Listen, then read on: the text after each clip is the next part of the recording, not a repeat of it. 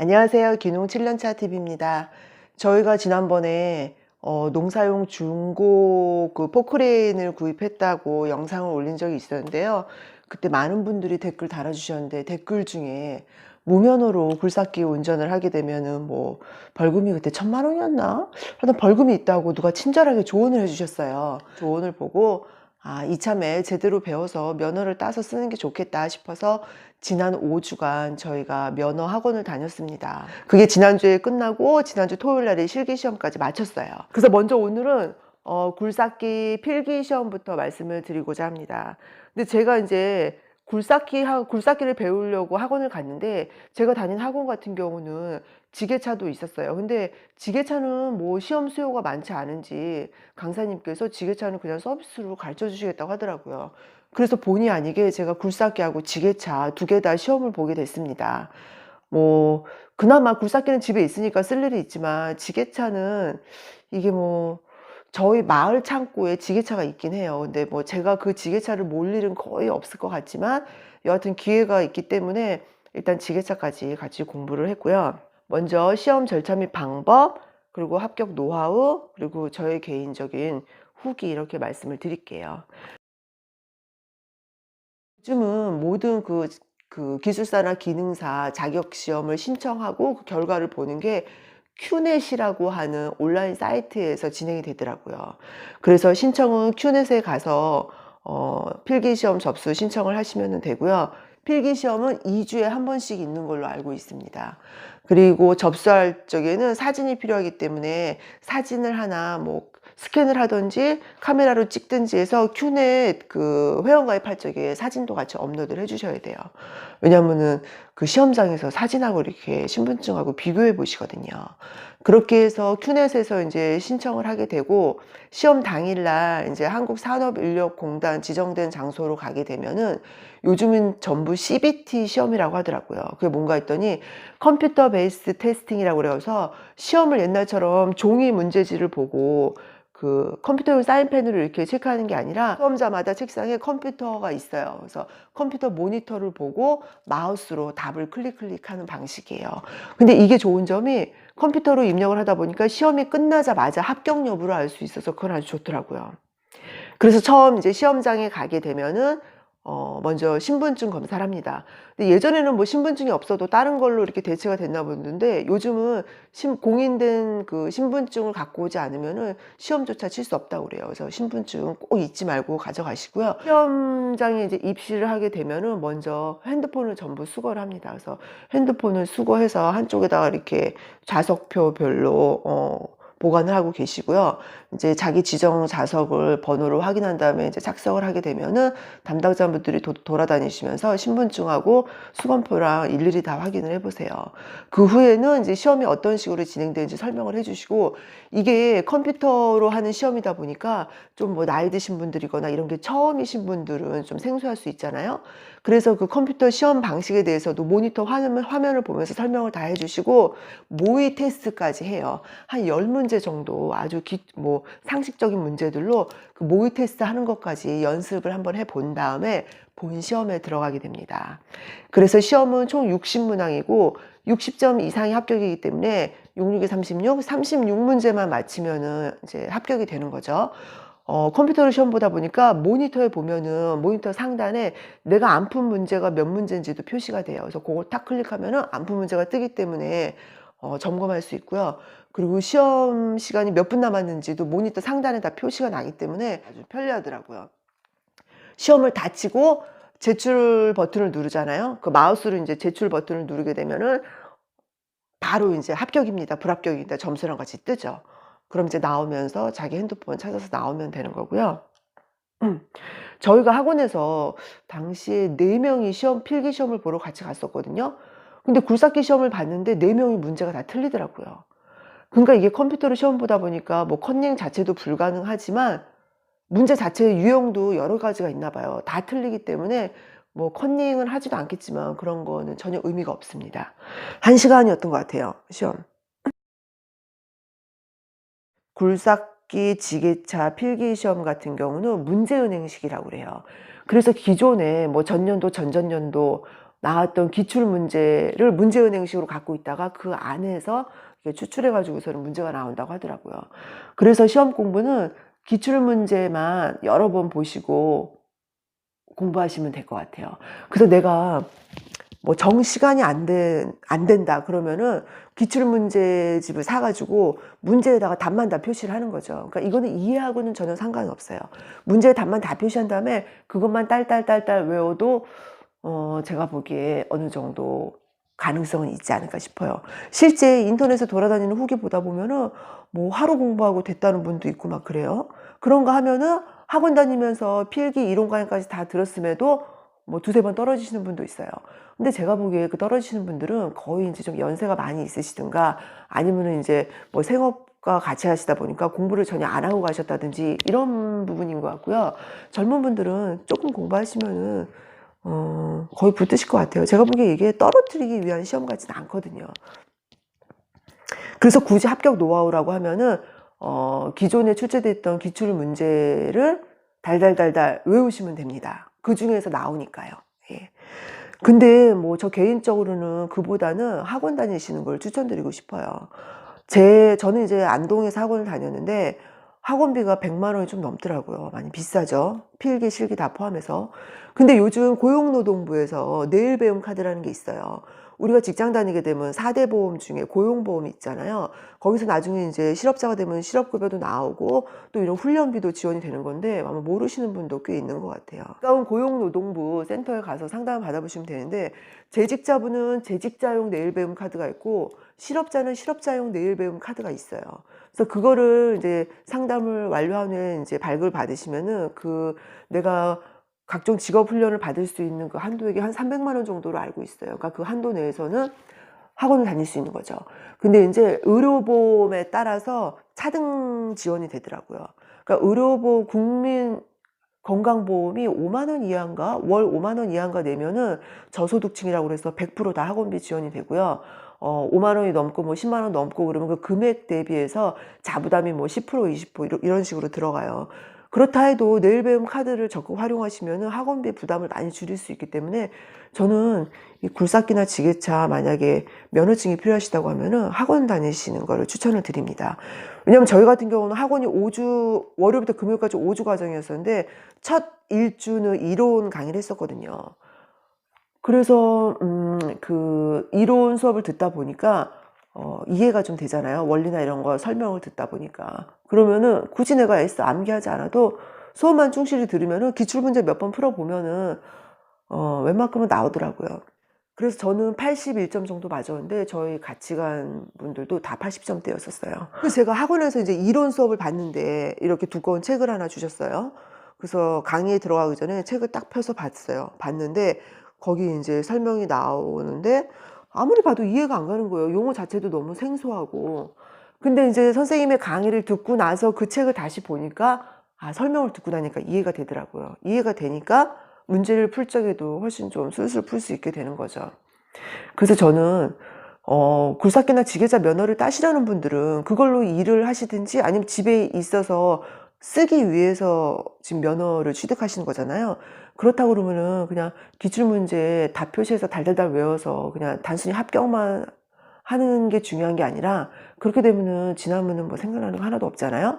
그보다는 학원을 다니면서 이론 강의를 좀 들어서 그 기계에 대한 이해도를 높이는 게 합격 여부를 떠나서 내가 그 기계를 다룰 적에도 도움이 되지 않을까 싶어요. 그래서 저는 학원 다니는 걸 추천드리고 학원비가 부담될 경우에는 내일 배움 카드를 적극 추천을 드립니다. 근데 이 내일 배움 카드가 제가 기사에서 보니까 예산이 한정되어 있다 보니까 하반기에 신청하게 되면은 예산 부족으로 안 되는 경우가 많다고 하더라고요. 그러니까 내일 배움 카드를 이제 신청하신다고 하면은 상반기 쪽을 공략하시는 게 좋을 것 같아요. 필기시험 과목은 크게 7가지로 나뉘어져 있어요. 엔진하고 이제 유압류를 쓰게 되는데 그래서 엔진, 기관, 그러니까 기관이죠. 엔진, 하나는 엔진, 그리고 전기, 셰시가 타이어 부분이에요. 그래서 뭐 클러치나 브레이크 페달 이런 부분, 타이어. 그래서 이 기관, 전기, 셰시 요 3가지 같은 경우는 자동차 거의 부품이라 자동차에서 관한 것이라고 보면 돼요. 굴삭기든 지게차든 자동차 엔진이 돌아가서 일을 하는 거잖아요. 그래서 그 세 가지에다가 유압. 왜냐면은 굴삭기가 요 붐이나 버켓 붐이나 암 버킷을 움직이는 건 다 유압류로 해서 움직이는 거고, 지게차도 이 포크를 올리고 내리고 접고 이런 게 다 유압류로 움직이는 거기 때문에 유압에 대한 부분, 그리고 굴삭기 작업 장치. 굴삭기가 타이어식도 있다 보니까 도로 주행도 가능하잖아요. 그래서 도로교통법, 그리고 건설기계 관리 법규, 거기다 안전관리까지 해서 총 7개 부분으로 되어 있고요. 예전에는 필기 시험에 한 번 합격을 하면은, 만약에 내가 굴삭기 필기 시험을 합격하면은 지게차가 됐던 다른 다른 건설 장비가 되더라도 필기 시험 한 번 합격하면 다 면제가 됐다고 해요. 근데 최근에는 법이 바뀌어서 굴삭기 필기 시험, 지게차 필기 시험 전부 따로 봐야 된다고 하더라고요. 근데 어차피 뭐 엔진이나 유압에 관한 부분, 또 뭐 도로교통법이나 이런 부분은 다 동일하고, 틀린 게 딱 한 가지 있어요. 굴삭기 같은 경우는 굴삭기 작업 장치, 그리고 인제 지게차 같은 경우는 지게차 작업 장치, 요 부분만 틀리기 때문에 저희도 학원에서 공부를 하면서 지게차 시험도 봐야 되잖아요. 그래서 지게차 그 작업 장치에 관한 부분만 따로 이렇게 요점물을 프린트를 해 주셨어요. 그래서 고거 공부해서 같이 시험 봤었거든요.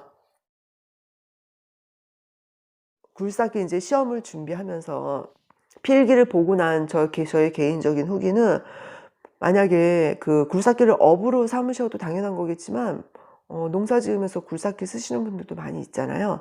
밭정비를 한다든지 뭐 퇴비 만드는 데 쓴다든지. 그렇다고 하면은 면허 시험 한번 보는 것도 괜찮을 것 같아요. 제가 이번에 이론 교육을 들어보니까 아주 좋더라고요. 왜냐면 저는 특히 여자기 때문에 기계에는 좀 많이 취약하거든요. 남자분들은 뭐 중고등학교 때 기술 시간에 뭐 엔진에 관해서 뭐 사행중이라든지 이런 걸 한 번쯤은 다 배우나 보더라고요.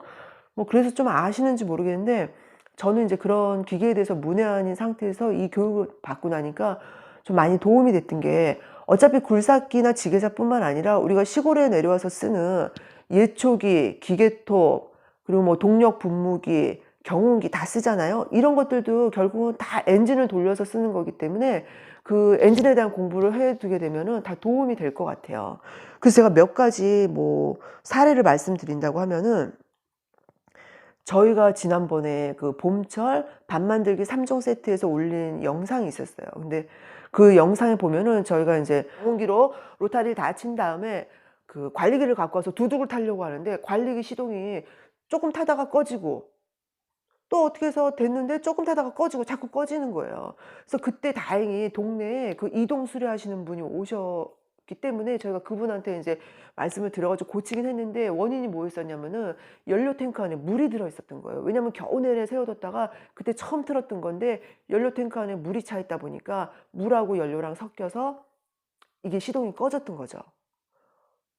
근데 이거 그 굴삭기 이론 교육을 듣다 보니까 그런 내용이 나와요. 굴삭기도 연료 탱크가 있잖아요. 인제 경유를 쓰게 되는데 겨울철 같은 경우는 공기 중에 산소 질소만 있는 게 아니라 수증기도 있단 말이에요. 근데 겨울철에는 날이 춥다 보니까 그 공기 중에 있는 수증기가 응축돼서 물이 된다는 거죠.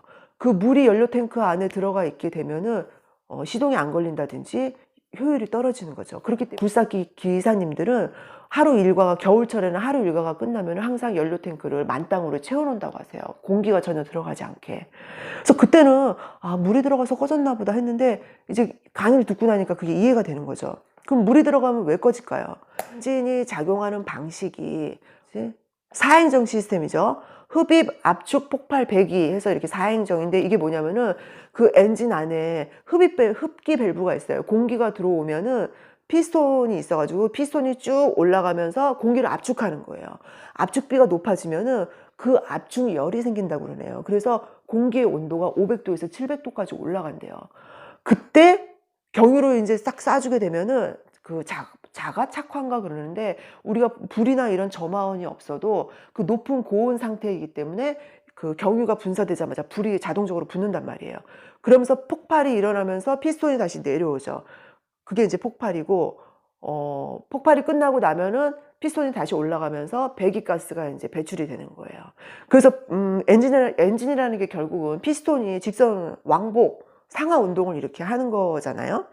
이거에 의해서 인제 그 바퀴도 굴러가고 뭐 이러는 건데, 이때 그 연료 중에 물이 혼입이 되게 되면은 아무래도 인제 그 경유로 딱 분사할 적에 불이 바로 딱 안 붙을 수가 있겠죠. 그러니까 시동이 안 걸리고 자꾸 꺼지는 거죠. 이런 것에 대한 이해가 있으면은 내가 경운기가 됐든 뭐가 됐든 봄철 쓰기 전에 연료를 다 빼서 나 혹시 있을지 모르는 이제 물이나 이런 걸 다 빼고 다시 이제 연료 채워서 쓰면 되는데, 이런 것에 대한 이해가 없게 되면은 그냥 인제 쓰다 보면 이렇게 물이 차서 시동이 자꾸 꺼지는 현상이 발생되는 거예요. 또 어떤 게 있었냐면은 저희가 인제 봄철에 경운기 쓰기 전에 경운기 뭐 관리하면서 인제 에어 클리너 청소하고 이런 걸 또 제가 영상으로 찍은 적이 있었어요. 저희 경운기 같은 경우는 그게 습식 에어 클리너여 가지고서는 그냥 에어 클리너를 경유나 이런 오일로 닦는 방식이었었죠. 그래서 저는 '에어 클리너가 왜 있나? 뭐 있나 보다.' 그렇게 하려니까 경유 비워서 닦고 그랬었어요. 그냥 찍어서 올렸었는데, 이것도 제가 말씀드렸다시피 엔진이 피스톤 상하 운동을 하는 데 있어서 공기가 중요하거든요. 공기가 들어와야지 피스톤이 올라가면서 그걸 압축해서 그 500도 700도 압축열에 경유가 뿌려지면서 불이 붙고 그 폭발 힘으로 피스톤이 다시 내려가고 이렇게 하면서 상하 운동을 하는 건데, 그렇기 때문에 공기가 혼입돼 공기가 이렇게 들어올 적에 불순물이 들어가 있으면 안 되죠. 불순물이 들어가 있으면 안 되기 때문에 그 흡기 밸브 전에는 항상 에어 클리너가 있는 거예요. 그래서 그거를 항상 수시로 깨끗이 청소를 해 주고 이런 게 필요한 거죠. 그러니까 이게 엔진에 대해서 알고 나니까 그 필요성을 더 이제 체가 느끼게 되는 거예요. 근데 이런 거 모르고 그냥 "에어 클리너 청소해 줘라. 봄철에 쓰기 전에 물 연료 탱크에 물 빼 줘라." 그냥 이렇게 듣게 되면은 잊어버리기가 쉽더라고요. 근데 인제 이런 작동 원리를 알게 되면은 좀 더 '내가 필요성을 느끼기 때문에 잘 챙겨서 관리를 할 수 있지 않을까.' 하는 생각이 들어요. 그 굴착기 저거 살 당시에 그때 사장님께서 저희한테 강조하셨던 게 "항상 타기 전에 윤활유하고 냉각수 보충을 꼭 해 줘라. 그리고 예열을 충분히 해준 다음에 시동을 걸어라."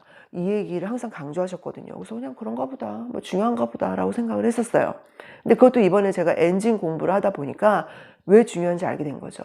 진짜 중요한 게 윤활유하고 냉각수예요. 일단 냉각수 같은 경우는 그 엔진이 피스톤이 계속 움직이고 이러다 보면은 과열될 거 아니에요. 마찰열도 있고 여러 가지. 왜냐하면 이게 공기가 압축하면서 그 안에 온도만도 500도 700도까지 올라간다고 했는데, 계속 상하 운동하면서 이 피스톤이 실린더 안에 피스톤이 들어가는데 실린더하고 피스톤 자체도 계속 마찰되니까 마찰열도 생기고 엔진이 과열될 거 아니에요. 그렇기 때문에 냉각수는 필수죠. 그래서 냉각수 는 과열 및 어떤 기계 엔진의 과열 및 손상 방지를 위해서 진짜 필수고, 진짜 중요한 게 윤활유죠. 윤활유는 기계에 구석구석 안 들어가는 곳이 없더라고요. 이 실린더 안에 피스톤이 이렇게 운동을 하게 되는데 윤활유가 부족하거나 윤활유에 이물질이 있게 되면은 이 피스톤이 이렇게 운동을 하는 과정에 여기에 이제 마모가 생기게 되죠. 마모가 생기게 되면 미세한 틈이 생길 수 있게 되고, 그러면은 이 피스톤이 올라가서 공기를 꽉 압축을 시켜 줘야 되는데 공기가 새게 되니까 압축비가 낮아지죠. 그렇게 되면은 500도 700도 올라가야 되는데 온도가 덜 올라갈 테니까 아무래도 경유를 쏘아 줬을 적에 착화도가 불이 좀 덜 붙는다든지 붙었다 해도 그 폭발력이 쪼끔 줄어들 수가 있죠. 그래서 이런 엔진 오일 같은 거를 우리가 사실 왜 그렇게 중요한지 모르겠어요. 제가 여자라서 그런지 모르겠는데 제대로 이해하지 않게 되면은 잘 까먹어요, 오일 갈아 주고 이런 것들을. 그렇게 돼서 자꾸 인제 늦게 갈아 준다거나 방치하게 되면은 기계가 계속 마모되고 손상이 되면서 그게 인제 결국은 연료 효율이, 자동차가 인제 힘이 점점 딸리고 이렇게 되는 거죠. 그래서 제가 차를 처음 샀을 적에 매뉴얼이 있지만 이 두꺼워서 뭐 사실 잘 보게 되나요? 인제 자동차 카페 같은 데 가서 막 보다 보면은 통상 엔진 오일을 뭐 5,000 킬로마다 갈아 줘라 하지만 카페 같은 데 가서 들어가서 보면은 뭐 요즘 자동차가 다 기계도 엔진이나 이런 게 성능도 좋고 잘 나왔기 때문에 굳이 5,000 마다 할 필요 없고 뭐 10,000 킬로마다 갈아 줘도 된다, 뭐 이렇게 말하는 사람도 있고 가지각색이에요. 근데 5,000 킬로미터마다 갈아 준다고 해도 이런 것에 대한 중요성을 내가 이해하지 못하면은 타다 보면 그냥 까먹는 거예요. 그럼 뭐 5,000 킬로 10,000 킬로 지나서 갈아 줄 때도 있고 그런 거죠. 근데 제가 이거 배우고 나니까 진짜 5,000 킬로마다 갈아 주는 게 좋을 것 같아요. 그리고 설령 내가 차를 5,000 킬로를 안 탔다 하더라도 만약 1 년, 2년 오래됐다 그러면 엔진 오일에 어떤 뭐 변화가 있을 수 있기 때문에 만약에 5,000km 못 탔다 해도 1년 이상 지나게 되면은 엔진 오일은 정기적으로 갈아주는 게 진짜 좋겠더라고요. 그게 차를 잘 관리하는 거고 오래 탈 수 있는 비결이죠. 우리가 차를 오래 타다 보면은 차가 힘이 딸리고 이런 걸 느끼잖아요. 그런 게 결국은 차를 관리를 잘 못했기 때문에 그런 부분이 많이 발생할 수 있다고 보거든요. 그래서 윤활유 같은 경우는 어떤 각 기계의 부품 간의 마찰 감소하는 역할도 있지만, 또 이게 어차피 연소, 공기가 들어와서 경유가 불을 붙임으로써 공기가 타는 거잖아요. 근데 연소하면서 분명히 연소 찌꺼기가, 불완전 연소의 찌꺼기가 발생한단 말이에요. 그게 이제 탄소가 되는데, 그런 탄소 찌꺼기도 이 윤활유가 잡아먹는다네요. 그래서 세척 기능도 있고 또 냉각 기능도 있다고 그래요. 이 피스톤이 실린더 안에서 이렇게 계속 상하 운동을 하면은 여기 마찰열이 생겨서 여기 나름 또 고온이 되잖아요. 냉각수도 있지만 윤활유가 있기 때문에 그 마찰열을 어느 정도 흡수한다고 하더라고요. 그래서 윤활유는 아무리 강조해도 부족함이 없다. 그래서 윤활유는 진짜 정기적으로 갈아주는 게 진짜 중요한 것 같아요. 이거는 그래서 굴착기뿐만 아니라 각종 농기계, 또 우리가 농사를 짓지 않더라도 요즘 자동차는 집집마다 다 있잖아요. 자동차를 탈 적에도 꼭 필요한 부분이기 때문에 저는 이런 정보들이 이번에 공부하면서 진짜 생활에 많이 도움이 되는 것 같아서 좋더라고요. 그리고 저희 남편이 이제 저희가 겨울에 아궁이에 불을 때다 보니까 나무로 하게 되면은 요즘은 기계톱을 많이 쓰게 되잖아요. 근데 기계톱이 이제 휘발유 엔진을 쓰게 된단 말이에요. 휘발유 엔진 같은 경우는 이 또 엔진 부속 중에 점화 플러그가 들어가요. 아까 경유 같은 경우는 공기가 들어와서 압축을 하게 되면은 그 압축열이 500, 700도까지 올라가기 때문에 경유를 쏴주기만 해도, 분사해주기만 해도 불이 자동적으로 붙는단 말이에요. 그래서 그 폭발력이 생기는 건데, 휘발유 같은 경우는 뭐랄까, 휘발유 같은 경우는 점화 플러그가 있어서 압축비가 경유보다는 좀 낮다고 그래요. 그러니까 좀 더 덜 압축하고, 덜 압축됐기 때문에 500, 700도까지 안 올라가고 좀 더 그 뭐라 그러죠? 압축 열도 좀 더 낮겠죠. 그러니까 더 낮은 온도에서 점화 플러그로 전기로, 그러니까 불꽃을 쏴주는 거죠. 그렇게 되면 불이 탁 붙으면서 폭발력이 생기는 거예요. 그러다 보니까 휘발유 엔진 같은 경우는 또 오래 쓰게 되면은 이 점화 플러그를 교체해 줘야 되는 거죠. 왜냐하면 점화 플러그 성능이 떨어지게 되면은 불이 잘 안 붙을 거 아니에요. 그래서 저희 남편이 저 기계톱 쓰면서 점화 플러그를 몇 번 고쳤어요. 좀 기계톱이 이상이 있어가지고 수리하는데 갖고 나가면은 점화 플러그 잘 교체하시더라고요. 그래서 그때는 그냥 교체했나 보다 그랬는데, 이거 이제 수업을 듣고 나니까 아, 그래서 점화 플러그를 교체했구나, 이런 이해가 되는 거죠. 내가 그래서 엔진에 대해서 제대로 알고 있으면은 나중에 뭔가 문제가 생겼을 때 대처 능력도 생기고, 어느 정도는 내가 직접 수리를 할 수도 있다는 거죠. 시골 같은 경우는 뭐 고치러 나가면은 그거 자체가 또 다 돈이거든요. 이동 수리를 불러도 요즘은 그 기본 출장비가 4만 원이라고 그래요. 거기다 뭐 또 부르는 게 값 아니겠어요? 그러니까 내가 기계를 제대로 이해하고 상당 어느 정도는 내가 직접 수리할 수 있다 그러면은 돈은 비록 많이 못 벌더라도 그게 돈 안 쓰는 게 돈 버는 거죠. 그래서 그런 부분. 그리고 또 이건 조금 뭐 과외 얘기인데, 저희 같은 경우 지금 1톤 포터가 있는데 약간 좀 연식이 오래돼가지고 인터쿨러예요. 그 포터 앞에 모델명에 보면은 터보 붙어 있고 인터쿨러 붙어 있고 요즘엔 CRDI가 붙어 있죠. 저는 그게 뭔가 몰랐죠, 당연히. 근데 그것도 이번 공부를 하면서 보니까 경유 엔진 같은 경우는 공기가 들어가서 그 공기를 압축시키고 그 500도, 700도 압축열에다가 경유를 싸서 불을 붙여준다고 했잖아요. 근데 이 공기가 들어갈 적에 더 많은 공기가 들어가면은 산소량이 많아지니까 더 연소가 잘 되겠죠. 연소 효율이 높아지겠죠. 그래서 터보라는 거는 이 공기가 들어가는 흡기 밸브 부분에다가 그걸 뭐라 그러지? 과급기라고 하던데, 터보 팬을 하나 달아 놓는 거예요. 그래서 팬을 달아 놓으면 공기 흡입량이 더 많아질 거 아니에요. 그게 터보고, 인터쿨러 같은 경우는 이제 뭐 여름철 같은 경우 날씨가 덥잖아요. 그러면 고온에서는 같은 부피 안에서 우리가 공기 중에 산소가 20% 정도밖에 안 된다고 그래요. 20 몇 프로 된다고 하더라고요. 근데 같은 부피 안에서 온도가 높으면은 산소 하나하나의 입자가 커지기 때문에 실제 산소의 양은 줄어들 수 있다는 거예요. 산소의 개수는. 그렇기 때문에 인터쿨러는 역시 흡기구 쪽에다가 그 말 그대로 쿨러를 다는 거죠. 쿨러를 달아서 그 들어가는 공기의 온도를 낮춰주는 거예요. 그러면 같은 부피 안에 그 온도가 낮아지게 되면은 그 산소 입자의 크기가 작아지기 때문에 더 많은 양의 산소가 들어갈 수 있다는 거죠. 어차피 이게 다 연소가 돼야 되는데 연소 효율을 높이기 위해서는 산소량이 많아야 되는 거잖아요. 그래서 그게 인터쿨러예요. 저희 차가 인터쿨러인 거죠. CRDI는 커먼 레일 디젤 하여튼 커먼 레일 시스템이에요. 그거는 전자식이에요. 저희 차 같은 경우는 기계식이에요. 전부 엔진이. 근데 CRDI는 커먼 레일이라는 시스템이 들어가서 컴퓨터로 조작이 되는 거죠. 그러니까 전자식이죠. 전자식으로 각종 밸브를 열고 닫고 이런 것들이 전자식으로 이루어지는 걸 말하는 거예요. 이걸 상식이라고 말하기에는 조금 오버한 것 같긴 한데, 알고 나니까 재밌더라고요.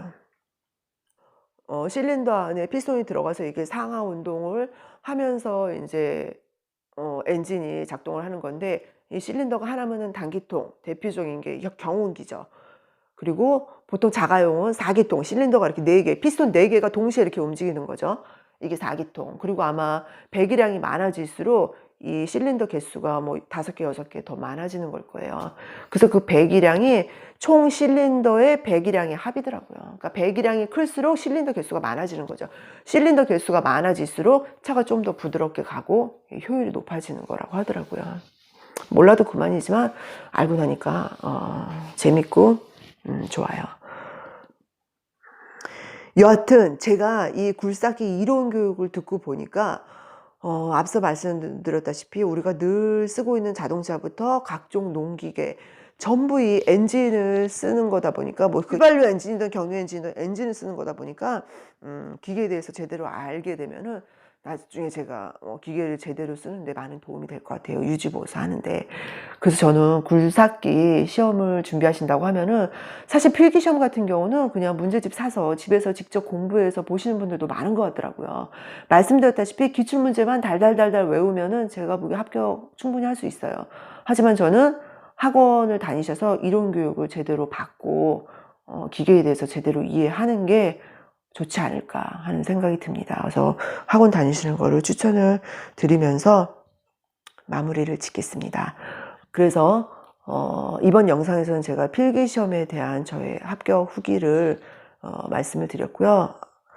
지게차 굴삭기 전부 합격했습니다. 합격 후기 말씀드렸고 다음 영상에서는 실기시험 후기를 말씀드리겠습니다. 제가 붙었을까요? 떨어졌을까요?